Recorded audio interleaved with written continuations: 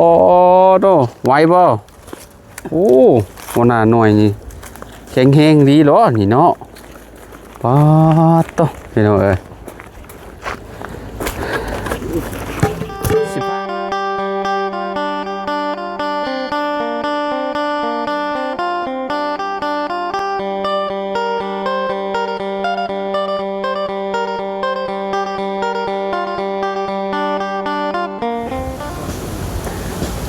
สบายดีสวัสดีพ่อแม่พี่น้อง FC เบิร์ดสุขูสู่คนเนาะบ่ว่าสิอยู่ใน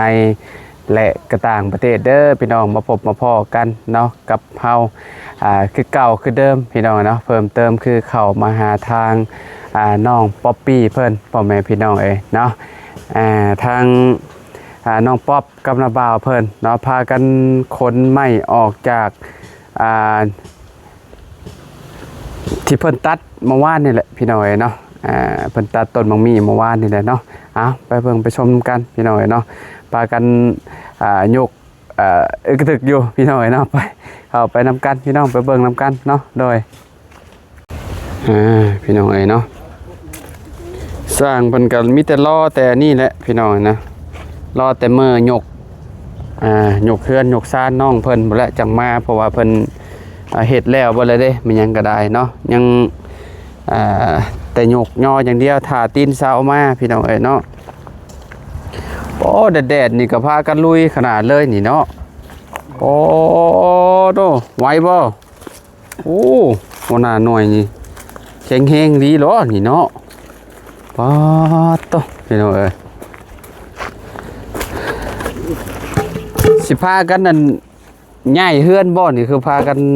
คนมาถิ่มเมียนนี่สบายดีเด้อสวัสดีน้องป๊อปปี้พี่น้องเนาะฮ้อนบ่ป๊อปฮ้อนเพราะว่าฮะเห็นน้าเบามากก็เลยเห็นน้าเบาย่อซอยเมื่อกี้เห็นเบาจัดเราไปใส่นะบ่าวจะไปใส่มาก็น้าเบาข่าวเอาลูกเด้ก็เลยเห็นลูกนอนบ่หัวหน้าหน่วยนอนแล้วก็เมียก็มาแต่เจ้าหน้าแล้วขักกะลิแก่นนี่เนาะโดยก็เลยเห็นเพิ่นเมื่อกี้นี่ย่อบ่ไหวย่อผู้เดียวเห็นเพิ่นเดี๋ยวนี้ก็เลยให้มาย่อซอยนะโดยลายโลอยู่เด้นี่เนาะเพิ่นตัดแล้วตั้งแต่ตอนจักโมงครับป๊อปตั้งแต่ตอนเช้าเลยน่ะประมาณ8 โมงกับโมงเนาะเมื่อวานนี่เป็นอะไรเมื่อวานนี่คือข่อยเมื่อแล้วเพิ่นยาเลยบ่ตัวใดเอาตัดอันนี้นั่นอ๋อโดยตอนแรงมันเป็นอะไรมีดบ่คมบ่มีดบ่คมแล้วก็ถึกมือนะบ่าวเห็นอยู่ในคลิปน่ะโอ้ก็ตายเลยจั่เอาไว้อยู่ใช่นี่เอาไว้อยู่แคมป์นี่เอาไว้อยู่แคมป์พี่รถเนาะเวลาเห็ดมันเนี่ยเอาดิให้ป๊อปอยู่ผู้เดียวบ่ได้แล้วนี่เนาะเด้อได้แล้วบ่เชื่อมั้ยเชื่อมั้ยเชื่อว่านั่นแหละพอแล้วเดี๋ยวซื้อต้นหัวสีขายแม่ค่อยเอาพี่น้อยนี่คนน่ะใจละเด้อโดยเติมพลัง2รถเจ้าน้องป๊อปเพิ่นกินแล้วแบบซี่กินนี่โดยน้องเอาให้เพิ่นกินละพี่น้องซื้อแบบซี่มาให้น้องป๊อปกินโอ้เงินเฮียแล้วป๊อป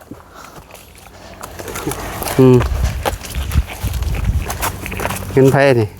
มันเจ้าหันแล้วเงินอ้ายเนาะได้10,000 กีบฮ้อนบัดนี้เนาะโดยอกเอาอันนี้มันสิตายเลยอยู่บ่นี่ฮึตัวใดเฮาบ่ฮู้คือกันไปเพื่อนผู้ใดก่อนเพื่อนผู้ใดบานซะแล้วหั่นเลย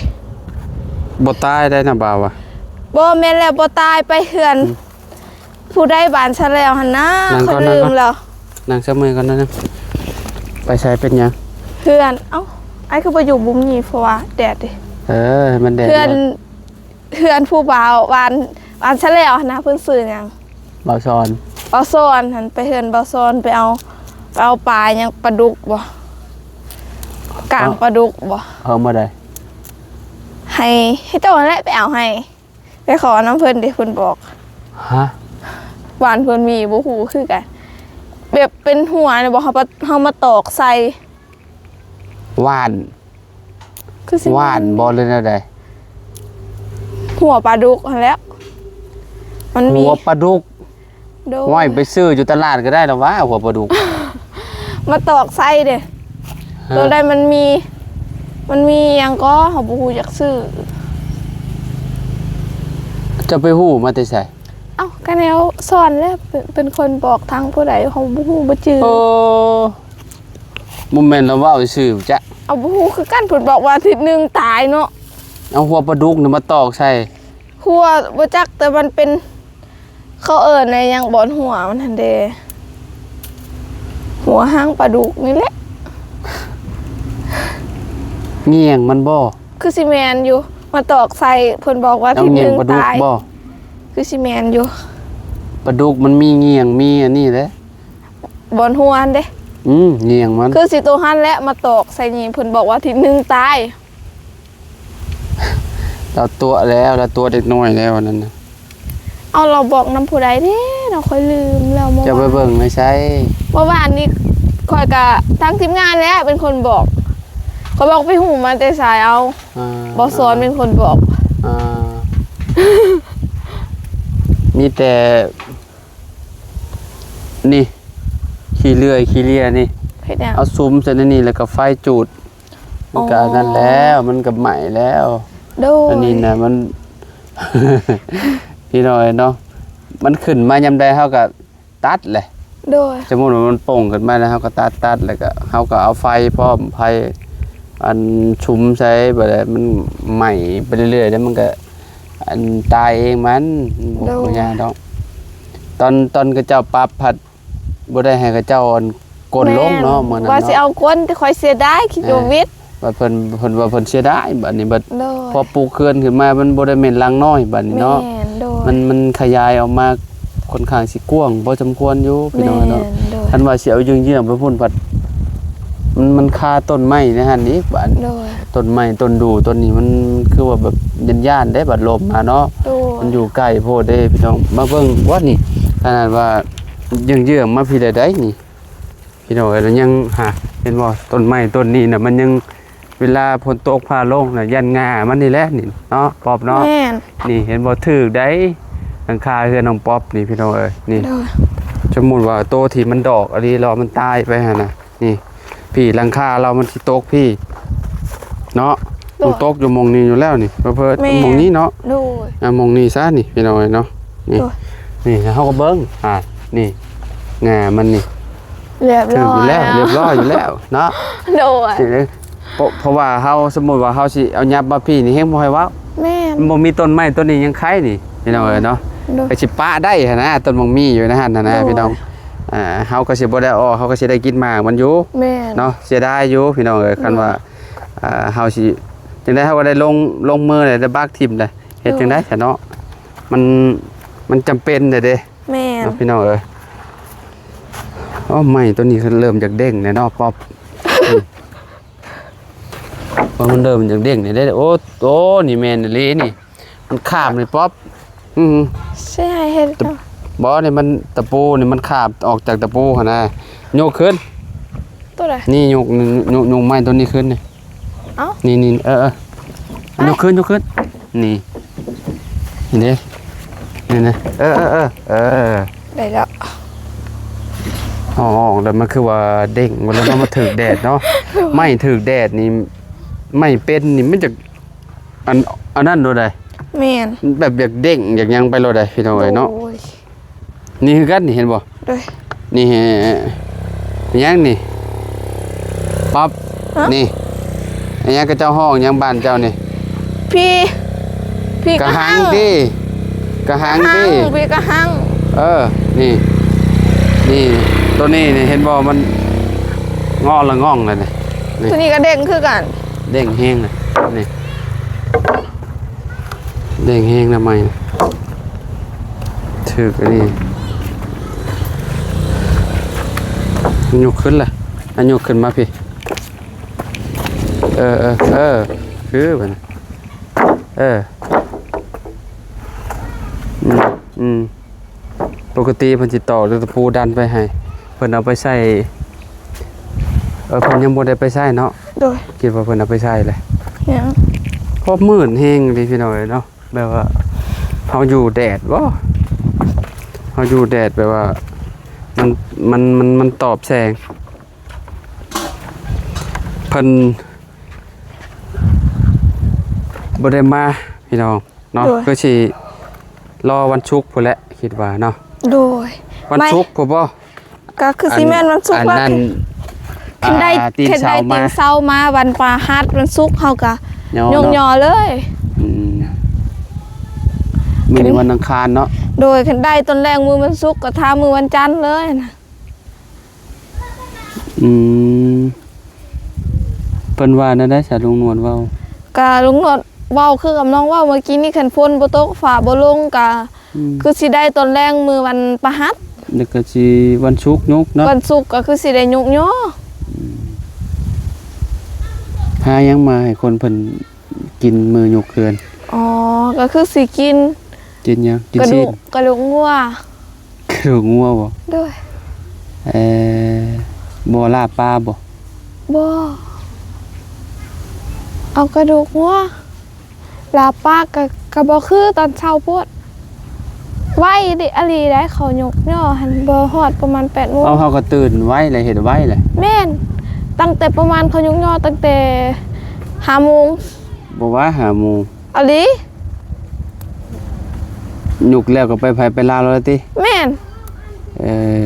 ประมาณ5โมง6โมงเนาะ 5:00 น 6:00 น เพราะ ก็ เคยยันบ่ทันอยู่ทีมงานนี่สิดอกเนาะตื่นมานี่ยันนี่ก็มาแล้วยันก็เจ้ายุกแล้วจัง โอ้โห แสดงว่ามื้อนั้นต้องตื่นแต่เช้าแล้ว โดย ตื่นประมาณ5โมง6โมงเนาะ โดย ประมาณ6โมงซะคะแนนว่านั่นก็ได้ โดย6:00 นก็ได้ เอาประมาณ6โมงแล้ว โดย 7โมงบ่ได้บ่ ก็เบิ่งก่อน เนี่ย เดี๋ยว ก็เจ้าติดเวียงเนาะบางคนเพิ่นแบบว่า อันก็เจ้า ข้าไป ช่วงนี้ เวียก ก็เจ้าไปเวียกก็เจ้าเสียหญ้ามันก็เจ้าเนาะ โดยบางคนก็ไปรับจ้าง แม่นผลบ่ตกก็เจ้าไปหารับจ้างเด้ก็เจ้า โอ้ จ้างเสียหญ้ามันเด้ โด แบบนี้เนาะ โดย ก็นั่นแหละพี่น้อยก็เฮ็ดแนวใดเนาะเพิ่นไปว่านเพิ่นเด้เฮาบ่ได้จ้างเพิ่นเด้ แม่น เนาะเพิ่นมาแล้วก็แล้ว โดย ไปเฮือนนั้นก็สิยุกคือกันบ่ เพื่อนไผ น่ะ บ่ยกแล้วจงอยู่หั่นแล้ว แล้วเบิดพุ่นละว่า โดยเห็นแล้วหั่นแล้ว เออ เขามีเงินแมันบอกเขาก็จึงคอยมั่างเฮือนตัวนี้เฮ็ดเฮือนครัวเอาก็ได้มั่างเฮือนตัวเก่านี่เด้แล้วเฮาก็เอาไม้ตัวเก่าหั่นแหละเสาตัวเก่าหั่นแหละก็เฮ็ดเป็นเฮือนครัวแบบกระ บ่ฮู้ว่าสังกะสีมันสิตกไสนี่เนาะ สังกะสีตัวใด สังกะสีเฮือนเจ้าเนี่ยและเฮือนหลังใหม่เจ้านี่แหละ ก็เฮาเก็บงามๆตัว บ่แม่นเวลาเพิ่นมุงน่ะบ่ฮู้มันสิตกฮ้อนหม่องใดวะ อ๋อมองมางออกนะ บ่ได้มั่งแบบความยาวมันหั่นน่ะมองแซกมองหยังมันน่ะเด้มองทางหน้ามันน่ะเด้มองบันไดเฮือนเจ้าหั่นเด้ โดย นี่เอามาเบิ่งนำกันนี่สมมุติสังกะสีมันสิตกใส่ขาอันนี้เสาหนึงบ่นี่ แม่น เสาหนึงเนาะ เสาดึงละเสา แล้วสังกะสีมันสิตกพี่บ่จากพี่บ่จากเจ้ามาพี่บ่ บ่ฮู้คือกันฮอด ประมาณขั้นต่ำก็ต้อง3เมตรแล้ว โดย 3เมตร50พุ่นแหละ โดย นี่หน่อยเนาะประมาณนั่นแหละจากโตเฮือนเนาะ โดย หรือว่าเบิ่งเสาอันนี้ห้องหนึงเนาะ โดย 1 2 3เมตรอยู่นี้เนาะ โดย ตึกต่อมันสิลงประมาณนี้เนาะ โดย เข้าใจแล้วมันสิลงหม่องนี้ โดย นี่บ่ฮอดดอกเฮือนนะจ๊ะเนาะ โดย นี่มันสิลงมานี่ประมาณนี้แหละพี่น้องเพราะว่าต่อจากพุ่นเนาะ โดย ต่อจากเสาต้นที่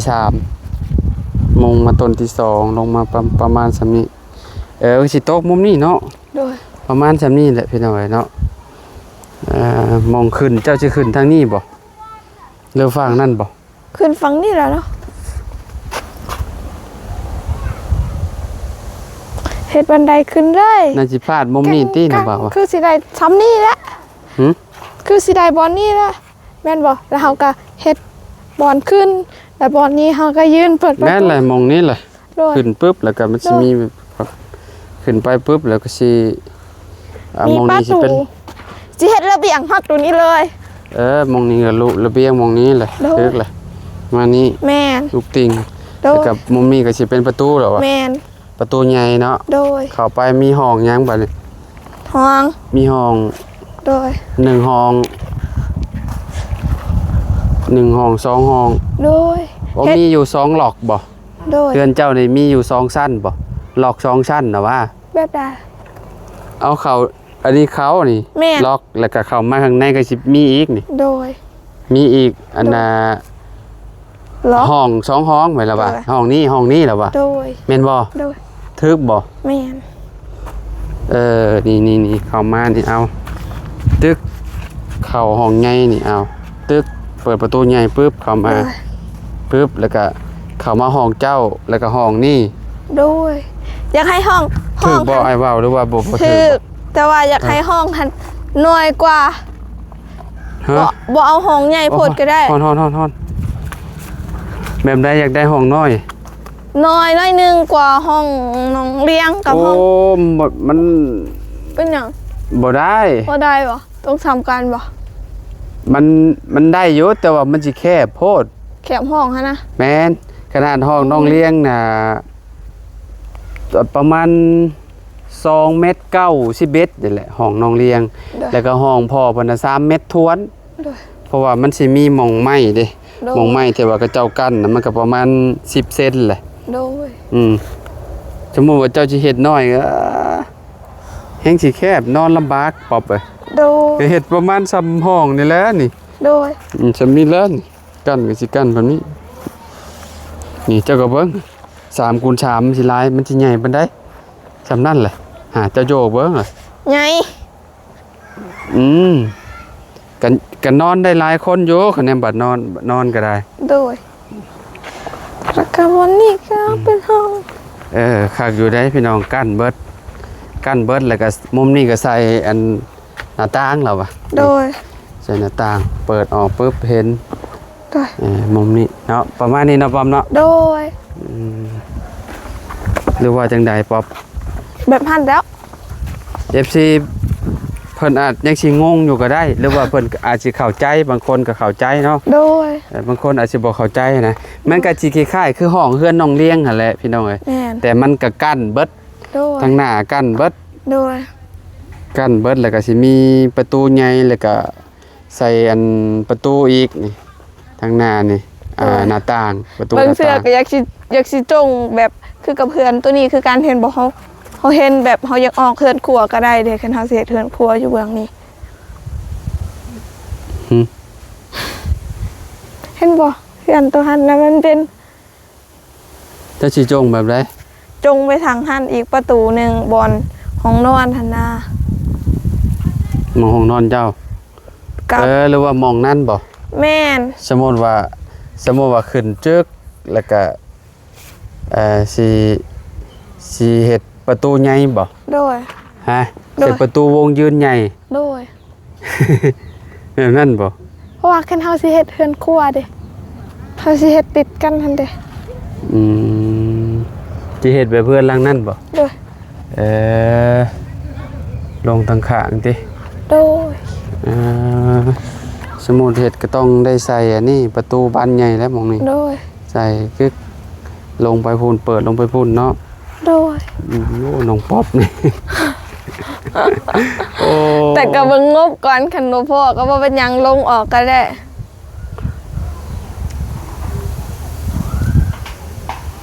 บ่ได้เฮือนครัวนี่มาพี่สิเว้านี่ โอเค เนาะพี่มานั่งพี่เฮือนครัวนี่บางทีเนี่ยคันว่ามีงบนะเฮ็ดอันนั้น เห็นแบบใด เห็ดเป็นดินขึ้นมาสำเอาก่อขึ้นประมาณเพียงเอวแล้วก็ใส่ตะข่ายเอา โดย ใส่ตะข่าย คือแบบเจ้าลงจากเฮือนใหญ่เจ้าก็เข้าเฮือนครัว อ๋อโดย บ่ต้องเฮ็ดแบบนั้นก็ได้ โดย ให้มันแบบบ่ต้องให้มันความหมายของน้องป๊อปมันอยากได้แบบนี้เลยพี่น้องเอ้ยนี่อยากได้เฮือนแบบนี้นะแบบว่าจากเฮือนอันโตใหญ่แล้วก็มาเฮ็ดเฮือนครัวต่อใส่แบบนี้นี่ย่างออกมาเลยหั่นน่ะโอ้ หรือว่าแบบหันก็ได้เบิดเนาะ แบบน้าบ่าวว่าแล้วถึงแล้ว โดย เฮ็ดขึ้นประมาณเพียงเอิกนี่แล้วก็กอบัดแล้วก็ใส่ตะไคร้บัดนี้ประมาณ3ห้อง โดย ประมาณ3ต้นนะต่อจากต้นนั่นนะนี่แหละจากต่อจากต้นเฮือนหลังใหญ่นี่แหละเนาะแล้วก็ไปพูดเป็นห้องน้ำ โดย ห้องน้ำห้องครัวพี่น้องต่อจากหันเลยต่อกันเลยคือเฮือนบาตะโลอันนี้ โดย เฮือนบาตะโลเราก็แบบนั้นแหละ โดย งามคือ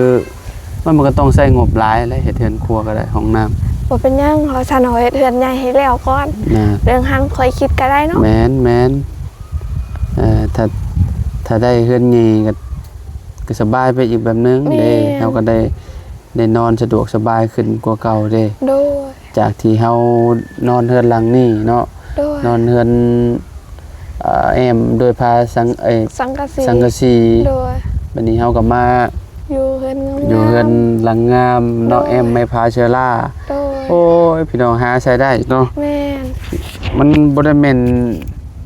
น้อยๆเด้มูลค่าเนาะ แม่น เอานี่ไม้นี่ก็20ปลายล้านนี่เอา20เท่าใดนี่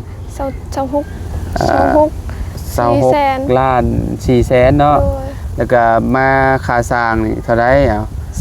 25 นี่25ล้านบาทนี่เอามาบวกอันน่ะไม่พาชรา โดย นูซิ่ง โดย อ๋อพี่น้อง ลา กับ ย เบิ้ง บ่คะ อันนี้ป้าเขาเท่าไรเลย51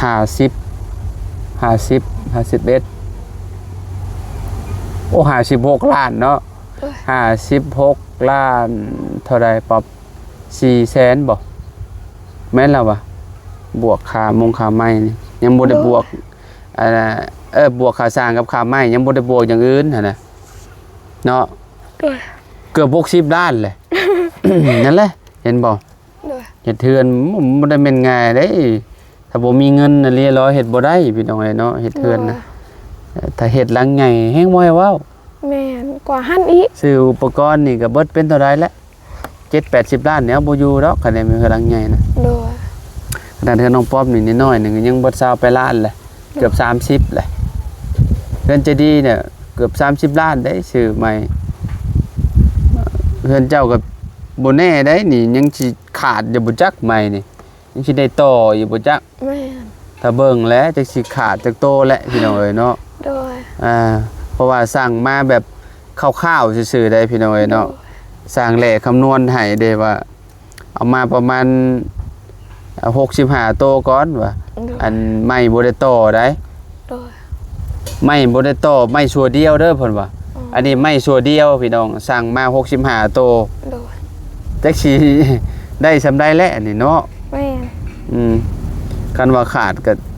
ดบ่หลายก็ยังขายอยู่ โดย ประมาณ10กว่าโตก็ยังขายเนาะ แม่ พร้อมเนาะ นโดยอันนี้คันขาดลายนี่ติ แม่น อุกใจอยู่ได้เฮา อันน่ะว่าอ้ายว่าอันน่าสิประมาณก็แนมขาดก็ประมาณ10กว่าโตแหละไป โดย 10 50แหละประมาณนี้แหละเนาะก็สิบ่หลายปานใดติเนาะ โดย ไม่48นี่น่าสิครบอยู่ไม่ โดย 18แล้วก็ไม่หาคุณชิปไปแล้วถ้ารุ่นนํกันเนาะ โดย แล้วก็อันนี้พอแล้วว่าพ่ออยู่แล้วว่าอันโตอันหยังน่ะ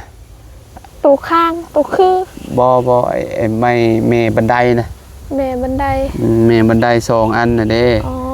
ก็ได้อยู่พออยู่แล้วอ่ะเพราะว่ามันไม้6เมตรเด้ โดย เอาก็ตัด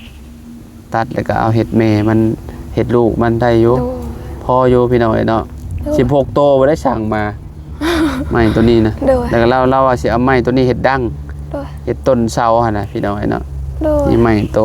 อัน5คูณ15ได้แหละ โดย ยังเหลือซ้ำนี้ได้ไม้เนาะ แม่ยังเหลือ3เซน ประมาณ3เซน โดย 3เซนก็บ่เต็มเนาะเซนหนึงเนาะ โดย ประมาณนั่นแหละแป้นนี่100แล้วแป้นน่ะครบ โดย เนาะแป้นประมาณ50แผ่นเหลืออยู่ประมาณ2 53พุ่นแหละเพิ่นโรงเรียนเหลือ2 3พุ่นจ้ะอันนี้ก็คือกันนั่นแหละ โดย ก็มันกระทรงสำคัญบ่ได้อันนั้นบ่ได้ลื่นกันบันไดพี่น้องเนาะกินข้าวเที่ยงละ ยัง ยังบ่หิวบ่ กิน ดีเลยแล้วว่าไอ้ปวดหัวคือเมื่อวานนี่นะ โดยการู้สึก กระบูน ดีขึ้น เบิดแล้วกระบูนอ้ายนะ แม่นดมตลอด เออ เพราะว่าคันเฮาบ่ได้ดม ซื้อเอาแหละอยู่ แม่ มันได้มาน่ะแบบเวลาเฮาเป็นมามันจะสบาย โดย เอาดมมันก็คอยดีไปเองนั่นนะ โดย เวลาเฮาคือแบบจะเป็นวินนั่นแหละ โดย ถ้าจะไปหาใช้หาบุญแดงก็เพิ่นสิเห็น โอ้ยกว่าสิเห็นหลัง เออเพิ่นสิเห็น มัน หน้า บ่ บ่แดง เศร้า บ่ นะ แม่น แบบตอนค่อยไปเฮ็ดเวียกหั่น อืม ก็คือกันแบบค่อยดมตลอดก็บ่เห็นสิเศร้าจนค่อยเมื่อ บุญแดง แม่ละค่อยจนค่อยเมื่อนอนอยู่เฮือนอีกค่อยเฮ็ดมาแบบประมาณ11 โมงค่อยเมื่อ อืมโอ้นี่ดีถือว่าดีอยู่เวลาเฮาวินหัวแล้วเฮาเอาทาใส่ศีรษะเฮานี่แหละ โดย แล้วก็ดมไปนำ แม่น มันก็ไข้เลย โดย คือข่อยมักเป็นแล้วข่อยซื้อเมียนแล้วข่อยคือแบบนี้ข่อยซื้อติดโตตลอดบางทีข่อยลุกมาแล้วข่อยมักวินหัวนะ แม่นแบบเฮาลุกมาแต่คือก็มาเศร้านี่แบบตอนเศร้าหั่น มันอยากมืดไปแล้วเนาะ แม่นแบบเฮาลุกมาจัง บางที ซี่ แบบเลือดมันไปอันนี้รอเลี้ยงสมองเฮาบ่อันนั้นบ่หรือว่าจังใดเนาะ โอ้โห มืดได้ แต่ลุกมาแบบเฮาลุกไวพุ่นได้เพราะว่า มิ่ง แ ไปว่าแม่นบ่ แม่น มืด แบบ แล้วเนาะ แบบตาเฮามันสิ แม่นคือกันคือแบบแดดๆแบบนี้คือกันนี่เฮาแบบเฮาลุก ก้ม แม่นเฮาก้มแบบนี้เฮาลุก แม่น ปุ๊บแบบมันคือว่ามันมืดไปแล้วได้ โดย พี่น้อยนะไผแน่เคยเป็นพี่น้อยนะมันก็บ่ได้ดีได้แบบนี้นะ โด อั ย นตรายพี่น้อยเวลาเฮาไปขับรถหรือว่าแบบไปตากแดดได้หลายน่ะมันวูบแล้วไปเลยเด้ แม่น อันตรายแบบนี้โลกแบบนี้นะพี่น้อยเนาะ โดย คือคนมักเฮ็ดให้เฮ็ดชวนกบตลอดโอ้ แม่น บ่ไหว้แบบนั้นนะ คันแดดแห้งเฮาต้องเอาไปลบก่อน แม่นออกไปดำไห้ดำหน้าแบบนี้ก็คือการได้ก้มตลอดได้มันแดดเด้ใครในปีนี้บ่ได้ดำไห้ดำหน้าพี่น้อยเนาะ หวานแล้วก็จอดเอาเนาะมีแต่บาดเกี่ยวไปแล้วลำบากแท้หญ้าลาย อย่าลายบ่ แม่นหญ้าลายได้เขาหวานเขายอดน่ะบ่คือดำเอาได้ อ๋อโด